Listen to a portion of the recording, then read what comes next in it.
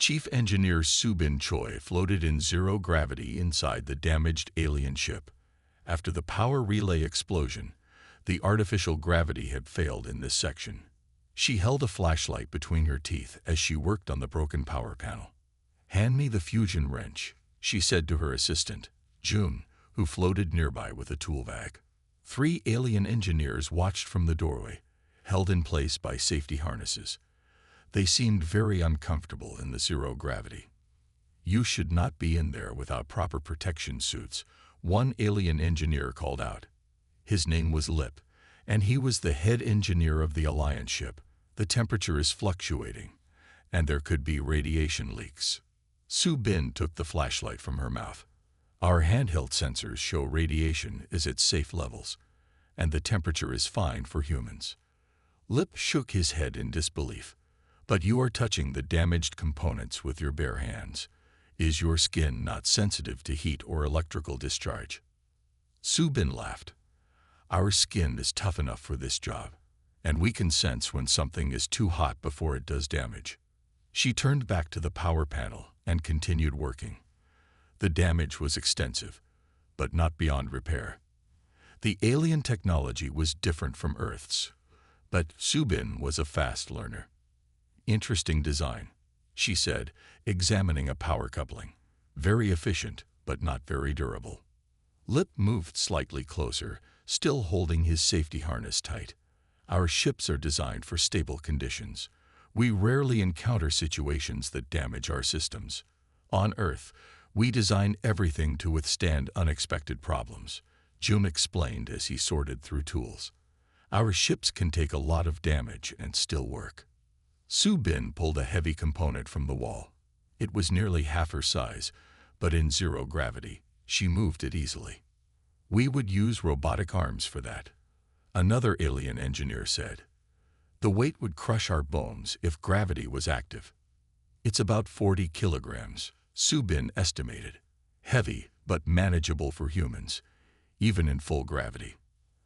As they worked, Captain Daho's voice came through their comm devices. "Subin, how much longer on those repairs?" "We're getting reports of another ship approaching, not Alliance." "We need about 30 more minutes, Captain," Subin replied. "You have 15, Daho said. "We may need to move soon." Subin looked at June. "We need to speed up. Let's bypass the secondary systems and focus on the main power and engines." They worked faster. Subin crawled into a narrow space between 2 large machines to reach some damaged wires. Lip gasped. "That space is too small. How can you breathe in there?" he asked. "It's tight but dual." Subin's voice came from inside the machinery. "Humans are pretty flexible." As the human engineers worked, the alien engineers took notes and whispered among themselves. They were clearly impressed by what they were seeing. Suddenly, the ship shook violently. An alarm sounded. "What's happening?" Subin called out, emerging from the tight space. "Scanner shows another ship approaching," Daho reported through the comm. "They're not responding to hails." Just then, the gravity systems came back online. Subin and June easily adjusted to the return of gravity, landing on their feet. The alien engineers, however, collapsed to the floor, their thin bodies struggling with the sudden weight. "Gravity is back," Subin announced. "Main power should be next." Lip tried to stand but could barely lift himself. How are you standing so easily?" he asked. "The gravity return should have damaged your internal organs." June helped the aliens to their feet. "Our bodies evolved on a planet with gravity. We're built for it." The lights flickered on throughout the ship. Subin smiled with satisfaction. "Power restored," she reported to Captain Daho. "What's our situation with that approaching ship?" "Not good," Daho replied. "Prepare to return to the *resilience* immediately. The newcomers are called the Krell, and according to Ambassador Vrel, they're not friendly." Lieutenant Jaewon Park stood in the main cargo bay of the Alliance ship. Around her, 50 aliens waited nervously. These were the last group that needed evacuation. The large room was filled with the sound of worried whispers. The Krell ship is getting closer, said Ensign Minho, who had just arrived with a message from Captain Dao. We need to get these people out now. Jai-Wan checked the ship map on her small device. The normal path to our ship is cut off. The Krell have targeted that section. Minho pointed to another route on the map. What about this way? Through the lower storage area. Jai-Wan frowned. That passes through the radiation zone. The damaged engine core is leaking energy there. She looked at the group of aliens. They would never survive it. But we could, Minho said quietly. Jai-Wan thought for a moment, then nodded. She turned to the alien in charge, a tall female named Nina. We have a problem, Jai-Wan explained. The safe path to our ship is blocked. There is another way, but it goes through an area with radiation. Nina's large eyes widened with fear. Radiation, but that would kill my people. How much radiation? Asked a voice from behind them. It was Admiral Zahn. He had come down from the bridge to help with the evacuation. Our sensors show levels that would cause radiation sickness in humans after about 2 hours of exposure, Jai-Wan said. We would only be in there for 10 minutes, so we'd be fine. But for our species, even 1 minute in that radiation would cause cell death, Admiral Zahn said. It is impossible. Jai-Wan looked at Minho. We need a plan. After a few minutes of discussion, they had an idea. Ji-Wan explained it to Admiral Zahn. We can create a shielded pathway, she said, using metal panels from the storage rooms to block most of the radiation. Then we move the people through quickly, in small groups. Even with shields, the radiation will be dangerous for my people, Admiral Zahn said. Yes, Jai-Wan admitted. There is still risk, but less than staying here when the Krell attack. Admiral Zahn studied Jai-Wan's face. And your people? The radiation affects you too. The levels are acceptable for humans, Jai-Wan said. We can handle short exposure without permanent damage. The Admiral seemed troubled. You would accept radiation exposure to save my people. Why? Because we can, Jai-Wan said simply. Our bodies can take it. Yours can't. So we help. Admiral Zahn was quiet for a moment. Then he turned to his people and explained the plan. There were scared looks and more whispers. Jai-Wan's team worked quickly. They removed metal panels from walls and floors, creating a tunnel-like path through the radiation zone. When they finished, Jai-Wan tested the radiation levels inside the makeshift tunnel. It's still high, but much better than outside the shields, she told Admiral Zahn. We need to move fast and not stop. The first group of 10 aliens prepared to follow Jai-Wan through the tunnel. They looked terrified. Stay close to me, Jai-Wan said. Don't touch the walls. Just keep moving. They entered the tunnel. The air felt warm and had a strange smell. Jai-Wan's radiation detector beeped softly, warning of the danger around them. The alien skin began to develop small red spots, but they kept moving. After what seemed like a long time, they reached the end of the radiation zone. The aliens rushed forward into the safe area, where human medical staff waited with treatment for radiation exposure. You did it, Minho said when Jai-Wan returned for the second group. 8 more groups to go, she said, wiping sweat from her face. By the time the last group made it through, Jai-Wan had received a full dose of radiation. Her skin was red, and she felt sick to her stomach. The ship's doctor gave her medication to help her body recover. You've changed how they see humans, Minho told her as she rested. They didn't think anyone would risk their health for strangers. Through the window, they could see Admiral Zahn talking to his people, occasionally pointing toward the humans. His expression was no longer fearful, but respectful. Maybe they'll update their database, Jai-Wan said with a tired smile. Humans, crazy enough to walk through radiation, smart enough to bring shields. Lieutenant Jai-Wan Park stood at the airlock with her rescue team. They wore simple work uniforms with tool belts. Only a few had light protective suits. Everyone ready? Jai-Wan asked. Her team of 6 nodded. I still don't understand why you aren't wearing full environmental protection, Ambassador Vrel said through the comlink. The alien's large eyes blinked rapidly in concern. Jai-1 smiled. We don't need it. The conditions you described are safe for humans. Safe. Vrel made a sound like a whistle. The temperature in the damaged sections is fluctuating between 15 and 25 of your Celsius units. That's room temperature, said Technician Tai Young. Perfect working weather. The aliens fell silent, clearly confused. The airlock opened, connecting the Resilience to the massive alien ship. G1 led her team through. They entered a wide, curved hallway with soft blue light. The walls were smooth and seemed to be made of something like plastic. This way to the damaged section, said an alien guide named Mip. He was thin like Vrel but shorter. His hand shook as he pointed down the hall. But I cannot go further than the yellow line on the floor. It is not safe beyond that point. Jai-1 nodded. We'll handle it from there. They walked for 5 minutes until they reached the yellow line on the floor. Mip stopped. The next sections have radiation, temperature problems, and gravity issues.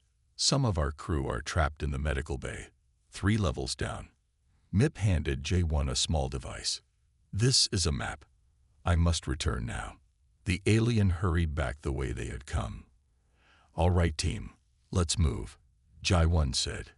Tae-Young and Hannah, check the radiation levels as we go. The team crossed the yellow line. Nothing seemed different. Radiation reading normal, Tae-Young reported. Just a tiny bit above background level. Nothing dangerous. They continued down the hallway. The ship creaked and groaned around them. Soon, they noticed the gravity changing slightly. It felt a bit heavier than on the Resilience. Gravity is about 1.2 Earth standard, Hannah said, checking her device. Just like they said. Jai-1 tapped her comm. Captain, we're proceeding with no issues. The conditions are exactly as described. Completely safe for humans. Understood, Daho replied. The aliens are watching your progress on their monitors. They seem amazed. The team reached a damaged section where part of the ceiling had collapsed. The air was warmer here, about 25 degrees Celsius. There's the medical bay. Jai-1 pointed to a door across a gap in the floor. We need to make a bridge. The team worked quickly, using metal panels from the collapsed ceiling to create a path across the gap. As they worked, sweat formed on their foreheads from the warm temperature. Your people are sweating. Vrel's voice came through the comm, sounding alarmed. Your bodies are leaking fluid. Is this a sign of distress? Jai-1 laughed. No, it's normal. It's how our bodies cool down. We're fine. The team crossed their makeshift bridge and reached the medical bay door. It was locked, with no power. Stand back, said Q1, the strongest member of the team. He put his hands in the small gap between the doors and pushed. His muscles strained, and slowly the doors slid open.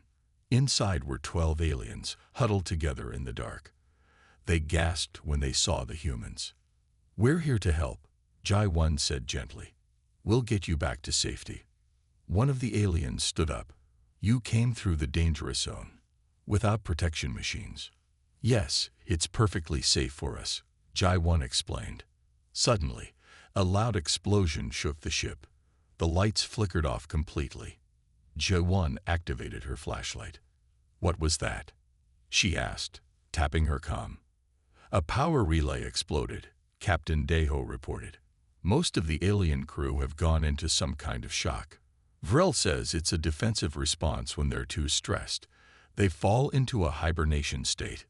Jai-1 looked at the aliens in the medical bay. Half of them had indeed collapsed, seemingly asleep. We need to move faster, she said. During the explosion, a piece of metal had cut her arm. She calmly took a small medical patch from her pocket and placed it over the wound. One of the conscious aliens pointed at her arm. You're damaged, and yet you continue to function. It's just a small cut, Jai-1 said. Now, let's get you all out of here before something serious happens. The alien stared at her with a mixture of fear and new respect. 2 days after the Krell attack, the human and alien ships traveled together toward the nearest Alliance space station. The Alliance ship's engines were working well enough for safe travel, thanks to Subin's repairs. The injured crew members from both ships were healing. Captain Deho sat in a large meeting room on the Alliance ship. With him were Admiral Zahn, Ambassador Vrel, and several other important Alliance leaders. They had gathered to formally thank the humans for their help. Captain Kim. Admiral Zahn began.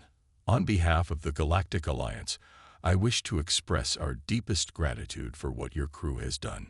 Deho nodded politely. We're glad we could help. Ambassador Vrel stepped forward with a small glowing object. This is the Star of Merit, one of our highest honors. We would like to present it to you and your crew. Deho accepted the gift with a small bow. Thank you. We are honored. Admiral Zahn cleared his throat. Captain, we have been discussing something important. The events of the past few days have shown us that our understanding of humans was incomplete. That's a nice way of putting it, Deho said with a smile. You thought we were dangerous primitives. The aliens looked a bit embarrassed. Yes, admitted Admiral Zahn. We saw your planet's harsh conditions and assumed your species must be aggressive and uncivilized to survive there. We were wrong. A tall alien in a white uniform stepped forward. She was Admiral Ten, head of Alliance Emergency Services. Captain Kim, she said, I have a proposal for you. The Alliance has emergency response teams, but as you've seen, we have limitations. Our bodies cannot handle stress or danger the way humans can. Deho nodded, beginning to understand where this was going. We would like to create a new Galactic Alliance Rescue and Emergency Response Unit, Admiral Ten continued, and we would like humans to lead it. The room went quiet. This was a big moment, the first formal invitation for humans to join Alliance operations. You want humans to be your emergency responders? Deho asked. Yes, said Admiral Zahn. Your people have abilities we lack. You can work in conditions that would kill most Alliance species. You can make quick decisions under pressure. You can even fight if necessary. Deho thought about this for a moment. We would be honored to help, but I think this should be a partnership, not just humans taking charge. What do you mean? Asked Ambassador Vrel. Humans are good at handling dangerous situations because we evolved on a world full of them, Deho explained. But the Alliance has amazing technology and knowledge that we don't have. Together, we could do more than either of us could alone. Admiral Ten nodded slowly. A joint operation. Yes, I see the wisdom in that. Humans can handle the dangerous parts of rescue missions, Deho continued, while Alliance members can provide technical expertise and medical support. The aliens discussed among themselves for a few minutes. Then Admiral Zahn turned back to Deho. We agree with your proposal, Captain Kim. A joint Human Alliance Emergency Response Force would benefit everyone. The meeting ended with plans for future cooperation. As Deho walked back to the Resilience with Dr. Gunki, the doctor shared an interesting observation. You know what I've learned from all this? Hyunki said. The true strength of humanity isn't just that we can survive harsh conditions. It's that we want to make things better, not just for ourselves, but for others too. Deho nodded. I think you're right. When they reached the Resilience, Officer Han was waiting with news from Earth. Captain, Earth government has sent their first official message to the Galactic Alliance, she reported with a smile. They're offering to host the first interspecies Olympic Games. Deho laughed. I can already imagine the Alliance reaction to that. As the Resilience prepared to depart for Earth with news of the new alliance, Deho looked out at the stars. He knew that the universe had just become a bit smaller, and humanity's place in it had grown larger. Back on the Alliance ship, historians were already updating their records. The classification of Earth in their database changed from Deathworld 7 to Cradle of Resilience, with a special note, Home of Humanity. A species that turns adversity into strength and extends helping hands even to strangers among the stars. While tension built on the bridge, cultural liaison officer Su Jin Yoon had a different challenge. She sat in the Resilience's meeting room with 15 Alliance aliens. Many had just woken from hibernation and were nervous. Su Jin's job was to keep them calm and build trust between the species. Would anyone like water? She asked with a gentle smile. The aliens looked at each other uncertainly. Is it Earth water? One asked, with microbes in it. It's filtered and safe, Su Jin assured them. But I understand if you prefer your own drinks. An older alien with pale blue skin raised a thin hand. I am Professor Trill, cultural expert of the Alliance. Perhaps this is a good time to learn more about each other. Su Jin nodded. That's an excellent idea. She activated a screen on the wall. I can show you some images of Earth, if you'd like. The aliens moved their chairs back slightly, as if afraid the images might jump out at them. Su Jin showed peaceful scenes of Earth, mountains, oceans, cities, and farms. Your world has so much water, Professor Trill noted, and such different environments in one planet. Yes, Earth has many climates and landscapes, Su Jin explained. Humans live in almost all of them, even the cold places and the hot places. Another alien asked in disbelief. Yes, humans are very adaptable. As they talked, a young crew member entered with a tray. On it were small cups of tea and a plate of simple cookies. I thought our guests might be hungry, the crew member said. The aliens stared at the food with a mixture of curiosity and fear. What is that? Professor Trill asked, pointing at the cookies. These are called cookies, Su Jin explained. They're made from plants we grow in the ground. They're sweet. You eat things that grow in dirt? An alien asked, sounding shocked. Su Jin nodded. Most of our food comes from plants or animals. The room went silent. Professor Trill leaned forward. You eat animals, living creatures. Yes, Su Jin said simply. Though not on this mission. These cookies are just made from wheat, sugar, and butter. The aliens whispered among themselves. Finally, Professor Trill spoke again.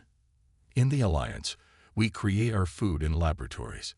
The idea of eating something that was once alive is difficult for us. Su Jin nodded respectfully. Different species, different ways. What would you like to share about Alliance culture? Professor Trill seemed pleased by the question. He activated a small device that projected colorful patterns in the air. This is our art, he explained. We create with light and sound rather than physical objects. Our highest value is harmony and safety. The beautiful patterns shifted and danced with soft music. The humans in the room watched with genuine interest. It's beautiful, Su Jin said. On Earth, we have many art forms too. She played a short piece of classical music. The aliens listened with their eyes closed. The sounds are organized but complex, Professor Trill observed. Much like humans themselves. The tension in the room had eased. One brave alien reached for a cookie and took a tiny bite. His eyes widened. It's sweet, he said with surprise. And the texture changes in the mouth. A few other aliens tried the cookies too. Some liked them, others didn't. But the simple act of sharing food had brought the groups closer. What do humans do for entertainment? An alien child asked. She had been quiet until now. Su Jin smiled. We tell stories, play games, make music, dance. Dance, the child asked. Moving our bodies to music, Su Jin explained. She stood and demonstrated a few simple dance steps. The aliens watched in amazement. You move your bodies for fun? Professor Trill asked. Yes, physical activity makes humans happy. Just then, the ship shook slightly. The aliens looked afraid again. Don't worry, Sujin said calmly. Our captain is very good at his job. Professor Trill looked at her curiously. You are not worried about the danger. I am, Sujin admitted. But humans can feel fear and still function. We've evolved to handle stress. The professor nodded slowly. Perhaps that is why you come from a death world. Your species needed to adapt to constant danger. We don't see Earth as dangerous, Sujin said. It's just home. Captain Daeho Kim sat in his command chair on the bridge of the Earth ship Resilience *. The large view screen showed the empty blackness of space, dotted with distant stars. His crew worked quietly at their stations, checking systems and monitoring sensors. Captain, we're picking up a signal, said Officer Han, the communications expert. She pressed her hand to her earpiece. It's not one of ours. Daeho straightened in his chair. Put it through. A strange, high-pitched voice filled the bridge. The words were broken and hard to understand. But the message was clear. Help us. It's a distress call, Daeho said. Can we locate the source? Officer Min at the navigation station nodded. Yes, Captain. It's coming from Sector 7, about 3 hours from our position. Set a course. Maximum speed, ordered Daeho. The Resilience changed direction, its powerful engines pushing it through space toward the source of the call. The crew prepared for rescue operations, not knowing what they would find. 3 hours later, they saw it. A massive ship, at least 3 times the size of the Resilience *. It had a strange design with curved sections and glowing blue lines running along its hull. Parts of the ship were damaged, with pieces floating nearby. Scan the ship, Daeho ordered. Captain, I'm detecting life forms, reported Science Officer Yu. They're not human. The ship appears to have hit an asteroid field. Daeho nodded. Open a channel.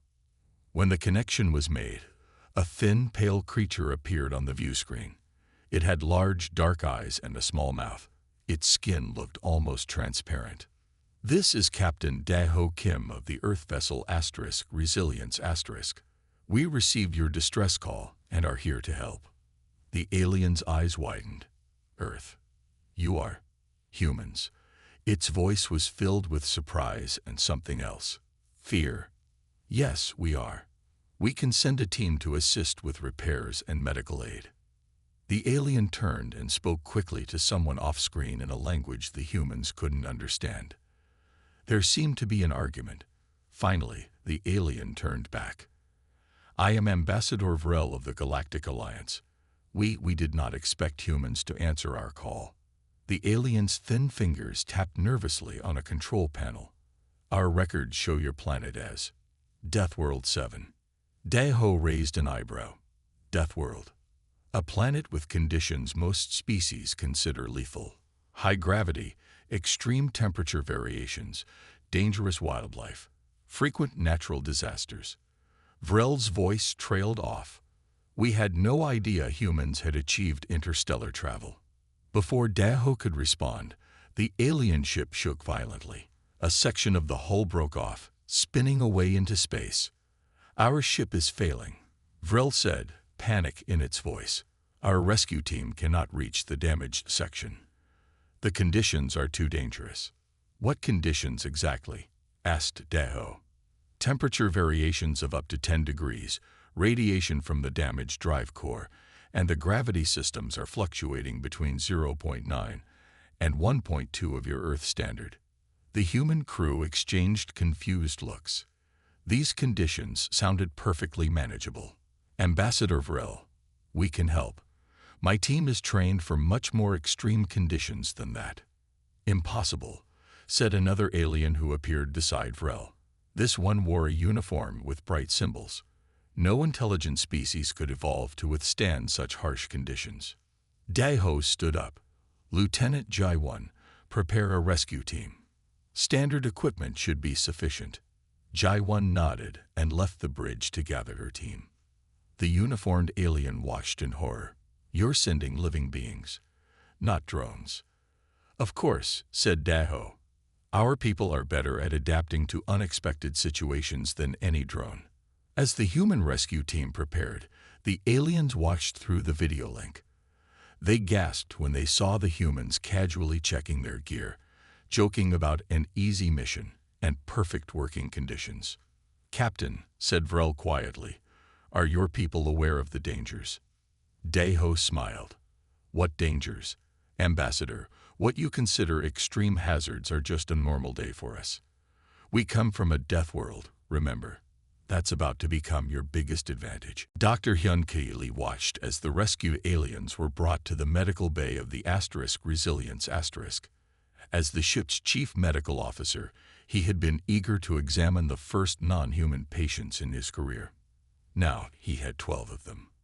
"Are they going to be okay?" Captain Deho asked, standing in the doorway of the medical bay. "The 6 that are awake seem fine," Hyun-Ki said. "Just scared. The other 6 are in some kind of sleep state." Ambassador Vrel entered the medical bay with 2 alien doctors. They were tall and thin, with the same pale skin and large eyes as Vrel. "These are our medical experts, Dr. Zin and Dr. Teely," Vrel said. "They will help with our people." The alien doctors moved to check on their sleeping comrades, using small devices that glowed with soft light. "They will wake in a few hours," Dr. Zin said. "The hibernation is a natural response to extreme stress. It protects our minds from harm." Hyun-Ki nodded. "Interesting. Humans don't have that ability. We stay conscious during stress." The alien doctors looked at him with wide eyes. "How do you prevent mind damage?" Dr. Teely asked. Hyun-Ki smiled. "Our brains are designed to handle stress. It's normal for us." One of the awake aliens on a bed began to shake. A small cut on its arm was bleeding a clear fluid. "This one needs help," Hyun-Ki said, moving quickly to the bed. He reached for a medical kit. "Stop," Dr. Zin cried out. "You cannot touch a wound with your bare skin. The bacterial transfer would kill the patient." Hyun-Ki paused, then understood. "Ah, I see. Your immune systems must be different from ours." He put on gloves and a mask. "Better." The alien doctors relaxed slightly and watched as Hyun-Ki cleaned and bandaged the cut. "The wound is minor," he said, "but I'm not familiar with your biology. What would you recommend for pain?" Dr. Teely handed him a small device. "This stimulates the pain blockers in our nervous system." As Hyun-Ki worked with the alien doctors, they began to ask questions about human medicine. They were shocked by many of his answers. "You cut open bodies to fix internal problems?" Dr. Zin asked, his voice shaking. "Yes, we call it surgery," Hyun-Ki explained. "It's very common. And the patients survive this cutting. Most of the time, yes, our bodies can heal from significant damage." The alien doctors looked at each other in amazement. "What about your immune response?" Dr. Teely asked. "How do you fight infections?" "Our bodies produce white blood cells that attack harmful bacteria and viruses," Hyun-Ki said. "We also have helpful bacteria that live in our bodies all the time." "You have bacteria inside you, on purpose." Vrel looked like he might faint. To demonstrate how human blood worked, Hyun-Ki took a small needle and pricked his finger. A drop of red blood appeared. "See how it's already stopping the bleeding," he said, showing them how the blood was thickening. "Our blood has cells that make it clot to seal wounds." 2 of the alien doctors backed away. One sat down suddenly. "Are you okay?" Hyun-Ki asked. "You just damaged yourself to show us something," the seated doctor said weakly. "And your blood is red. Red like danger." Captain Deho, who had been watching all this, stepped forward. "It seems our species have very different biological systems." Ambassador Vrel nodded slowly. "Yes. Our database on humans, it appears to be incomplete." He looked at a small device in his hand. "It classifies humans as apex predators with inexplicable technological advancement, and warns that humans find joy in things that would harm other species." "Like what?" Deho asked. Your people eat plants grown in dirt, consume spicy foods that cause pain, and enjoy temperature extremes for relaxation. Vrel read from the device. Is this true? Deho smiled. Yes, many of us enjoy spicy food and saunas. Some even like ice baths. The aliens all stared at him in silent horror. Dr. Hyun-ki cleared his throat. Perhaps we should continue treating the patients now. Captain Daeho Kim stood on the bridge of the Resilience watching the main screen with narrow eyes. A new ship had appeared on their sensors. It was dark and spiky, like a sea urchin floating in space. The Krell ship is scanning us, reported Officer Han.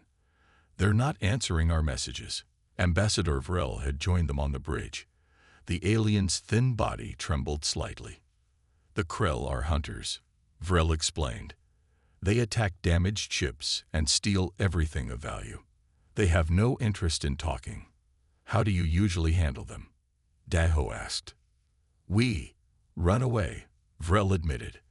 The Alliance avoids conflict when possible. Daho nodded. Running is sometimes the smart choice, but your ship can't run yet. He turned to his crew. Battle stations. Prepare defense systems. The human crew moved quickly, pressing buttons and checking screens. The aliens watched in surprise. You plan to fight the Krell? Vrel asked, his large eyes even wider than usual.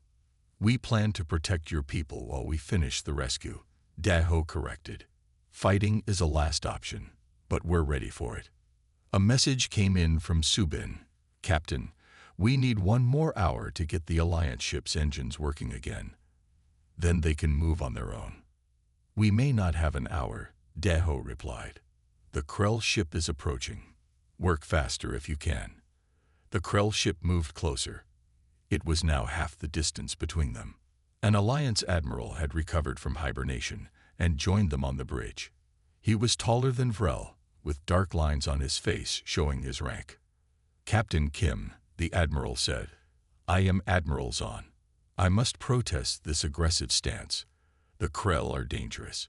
We should evacuate our people to your ship and leave ours behind. Daho shook his head. Your ship is huge and has valuable technology. We're not abandoning it if we can help it. He looked at the tactical display. We can position the Resilience between your ship and the Krell. Our shields should hold long enough for your people to finish evacuating and your engines to be repaired. Admiral Zahn stared at Daho.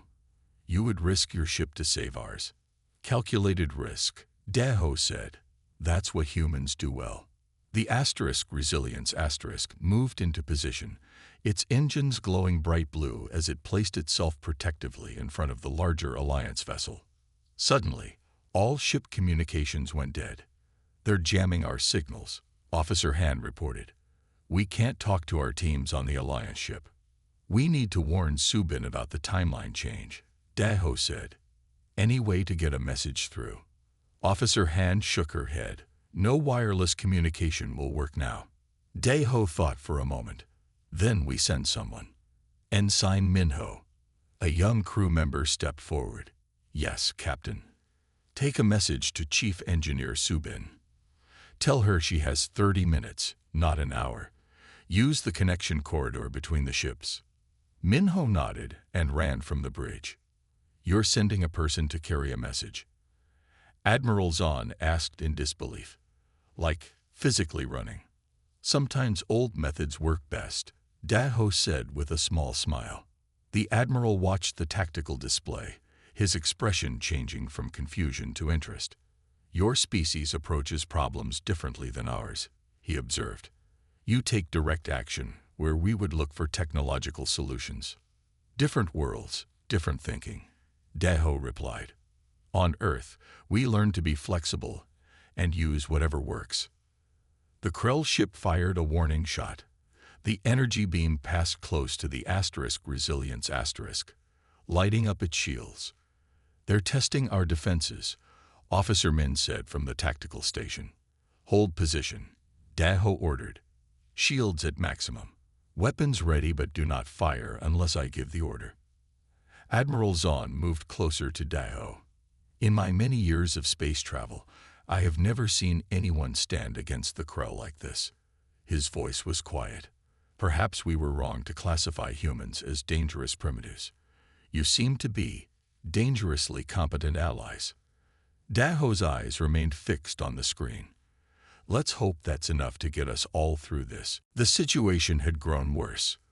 The Krell ship was now very close, and it had started firing more often at both the Resilience and the damaged Alliance ship. The shields of both ships were getting weaker with each hit. Engine repairs are at 90%, reported Chief Engineer Subin through the now-working communication system. We need just 10 more minutes. Captain Daho looked at the tactical display. The Krell aren't going to give us 10 minutes. They're preparing to board the Alliance ship.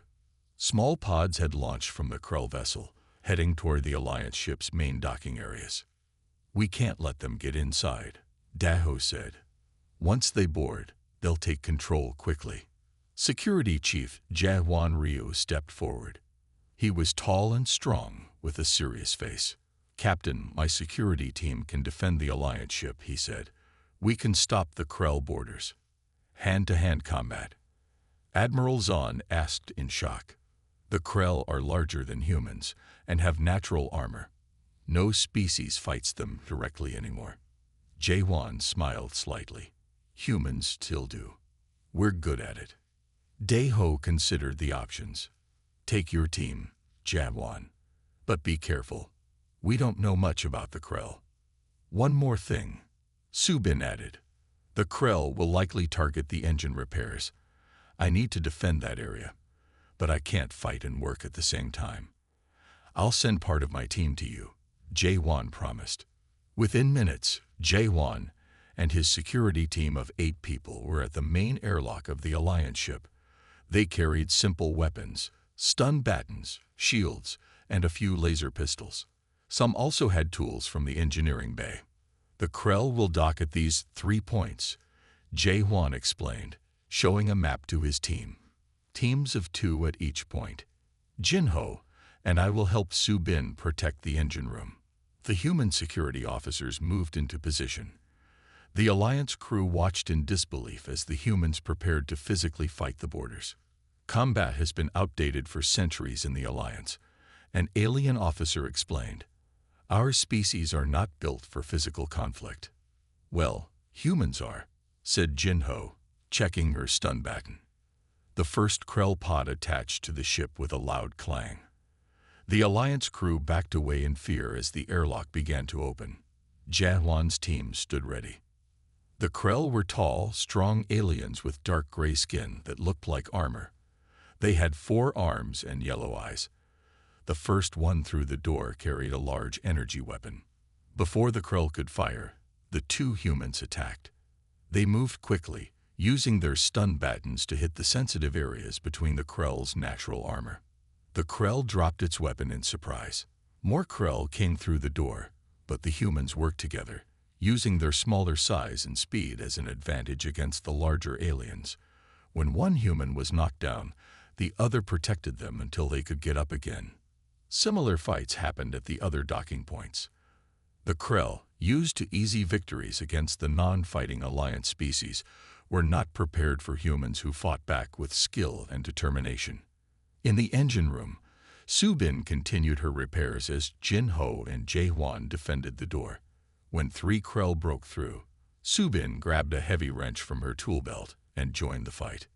Keep working on the engines, Jawan shouted as he blocked a Krell's attack. I can do both, Subin replied. She hit a Krell hard with her wrench, causing it to step back in pain.